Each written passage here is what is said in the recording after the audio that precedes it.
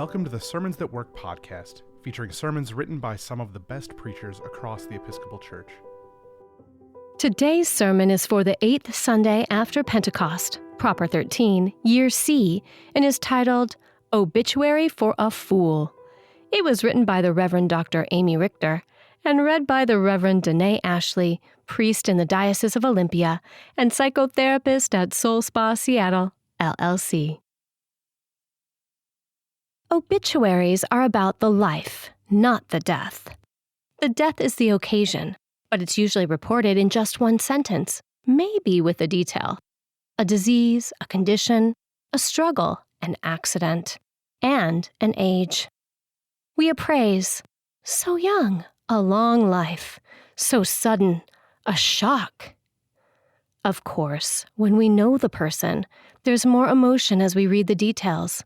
The birthplace, activities, schools attended, occupations, associations, and the list of those closest who are bereaved. She is survived by her loving. Survived. Obituary speak that softens the phrase's meaning, outlived by, and hints at our hope that the life of the deceased will be lived out by the memories, commitments, or DNA of those left behind. Naming survivors so soon after a loved one's death can sound aspirational, optimistic. Will we survive this loss? The hole in our hearts? The disruption of plans and destruction of hopes? When it's our loved one, the death is the headline, or at least the pivot point in the plot around which everything else will turn, until we maybe someday come to the realization, I actually have survived. But written about a stranger, a celebrity, or a public figure, an obituary is about the life lived, not the death. Obit writers collect facts, write drafts, and file them away, waiting for the when and the how. When the time comes, as it will, details are updated. Maybe an agent or spokesperson makes a statement. The death releases the facts of the life into view. We read the obituary of someone we've admired, and we feel appreciation, maybe sorrow. For someone unknown to us, but impactful, we may feel like we're getting an answer to a question we didn't know we had. Oh, that's who. In the case of the infamous, we may feel a rekindling of aversion or anger. The most engaging obituaries can entertain or instruct. Some function like a window, others like a mirror. In today's gospel, we read an obituary of sorts. It's a parable, and it too can function like a window or a mirror. Jesus puts it before us. Do we see through it to some truth? Do we see ourselves? Some of both? Mr. Rich Man died last night of unspecified causes.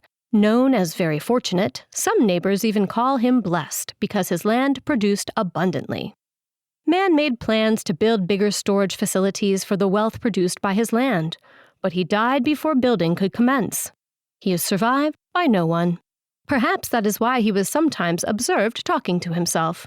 No spokesperson could be reached for comment, but God, in a written statement, called him a fool. Okay, that's not quite accurate. In the parable, God doesn't pronounce about the man. God talks to the man.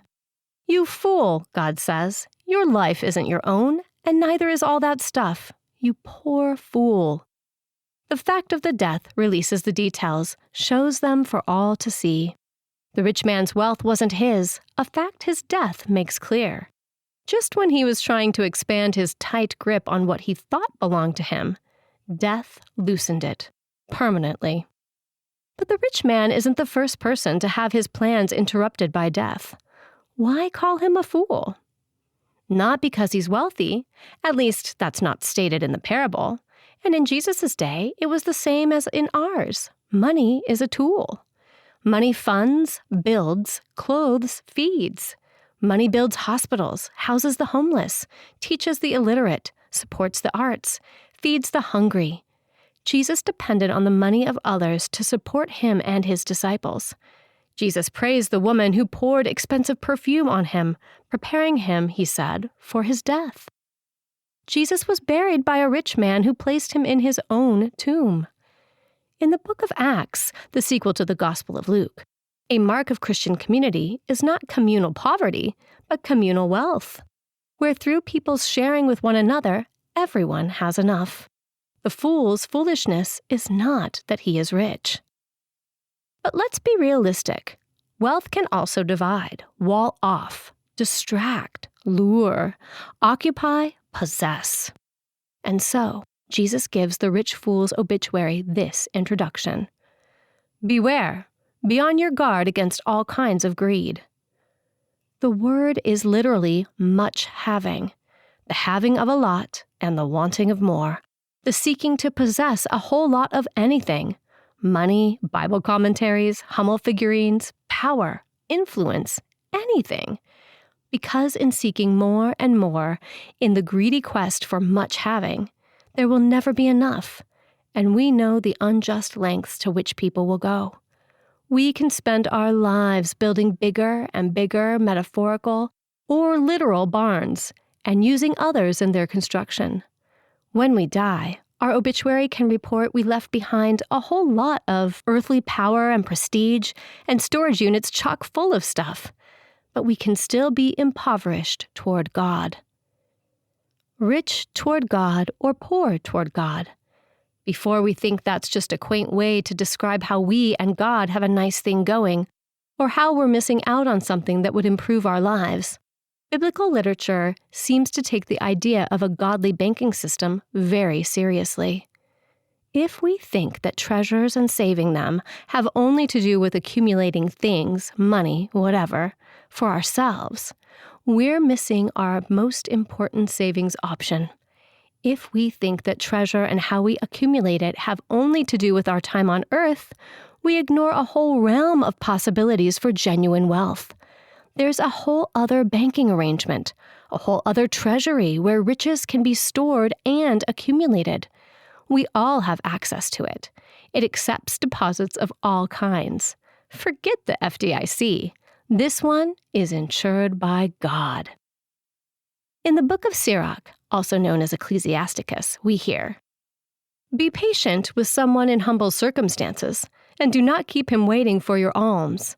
Help the poor for the commandment's sake, and in their need do not send them away empty-handed.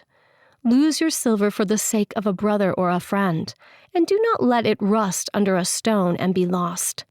Lay your treasure according to the commandments of the Most High, and it will profit you more than gold. Store up almsgiving in your treasury, and it will rescue you from every disaster. Better than a stout shield and a sturdy spear, it will fight for you against the enemy." Sirach 29 verses 8 through 13.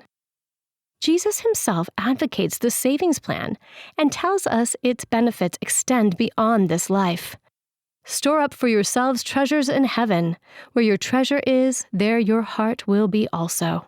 Matthew 6 verses 20 to 21. The fool looked rich, but he was putting all his investments in a plan that goes belly up every single time.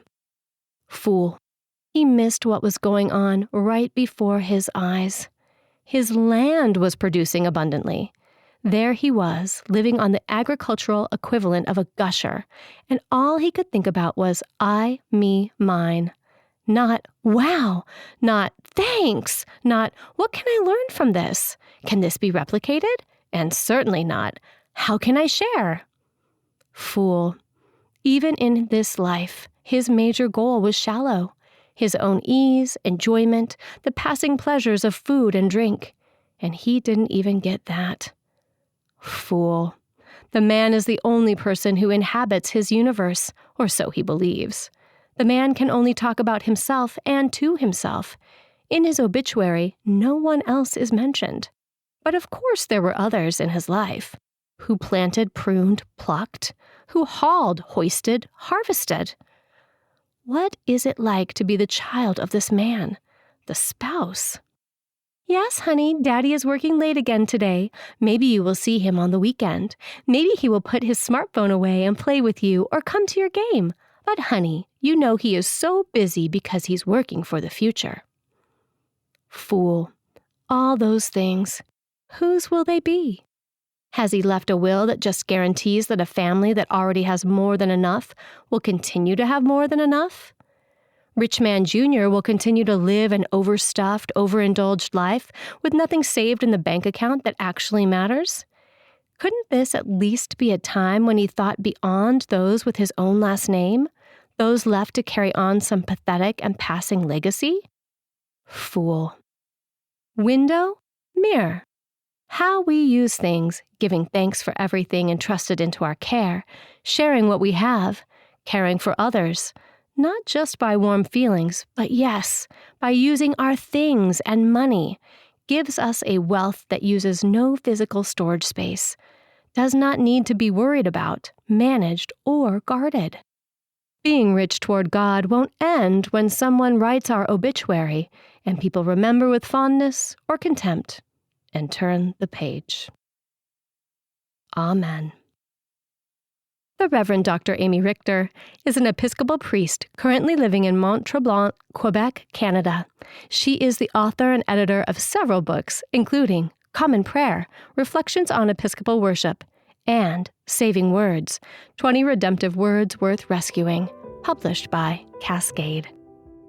Sermons That Work is an offering of the Episcopal Church's Office of Communication.